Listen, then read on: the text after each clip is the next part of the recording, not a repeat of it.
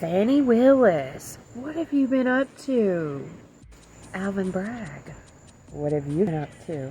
Let me tell you what they've been up to. Oh, doggy. Explosive revelation. Fani Willis is linked to a massive election fraud and money laundering RICO enterprise. In the 2022 elections, the Gateway Pundit with Apache Times and other media outlets uncovered a massive money laundering network and campaign finance contributions being made via Act Blue. Now, I'll get to what Act Blue is here in a minute, but one of the top beneficiaries via Act Blue is Ralph Warnock. They expanded it over a course of different states, such as Missouri, Maryland, Wisconsin, and Arizona, and then to every single state. Every single state. So if you remember back, James O'Keefe, the Gateway Pundit, working together, captured unwitting money laundering smurfs in Maryland. This involves wire fraud, evasion of campaign finance limits, structuring of financial transactions, tax fraud, nonprofit fraud, identity theft, and elder abuse. The kicker is, the RICO operation is still in operation today, using the identities of unwitting elderly and other Democrat voters that these massive RICO money laundering enterprises to fuel for the entire election fraud RICO operation. Okay, they say follow the money. The information on Fani Willis campaign contributions was obtained directly from the state of Georgia campaign finance database. You can go to it. Okay, just Fani Willis campaign finance report states that there were 222 contributions to her campaign that had zero donor information. Here's the candidate. Look what she brought in. Look at that shit. He has some of the names of people here.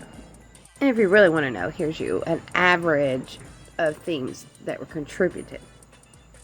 These were contributors from out-of-state contributors, and many of these fit the profile of the Act Blue money laundering scheme. Now, the victims and the participants that they had identified in every single state across America. You can verify it there. Why would elderly people who do not contribute in their own local elections be interested in making campaign contributions to a little-known Georgia district attorney beginning in 2022? One of the elderly people on the list stated that she had never made a single campaign finance contribution to her campaign, and she assured me that she had not made multiple campaign contributions. Why were they using addresses in multiple states to make campaign contributions? Upon further investigation, Fani Willis's campaign contributor was registered to vote in several states. Now, here's the kicker.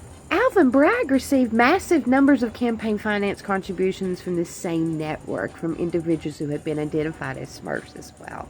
The investigation of Alvin Bragg also helped to uncover the use of prepaid credit and debit cards in structuring the campaign finance contributions and payments of a ballot harvesting.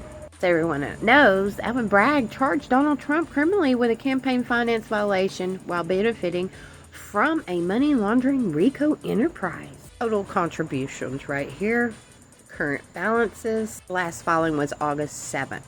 Many of these have ties to Soros-connected organizations as well. Okay, these criminal organizations also share significant connections to a law firm. Remember Perkins & Co.? That was a big one. This is the same law firm that was behind the claims of the Russia collusion on the part of Trump's campaign of 2016.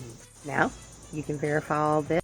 Here is the deposition from the FBI agent Elvis Chan, where he admits that he conspired to censor Americans on big tech and social media platforms. Now, most of these money laundering enterprises function with assistance of willing attorneys and bankers. Perkins & Co. is by far one of the largest beneficiaries of the RICO money laundering network. Act Blue and numerous PACs, nonprofits, and organizations have been utilizing these services of several large banking institutions. They are J.P. Morgan, Chase, Bank of America, and Amagata Bank. Why aren't these reports being filed for suspicious activities? And who failed to act to file them? Gateway Pundit states, has a criminal enterprise infiltrated the United States Department of Justice and weaponized it against their political opposition? Absolutely. Well, Fani, a dark always comes to light. And Alvin Bragg, it always does as well. I wonder who else is going to scurry out from and under this RICO laundering. Country crazy, y'all.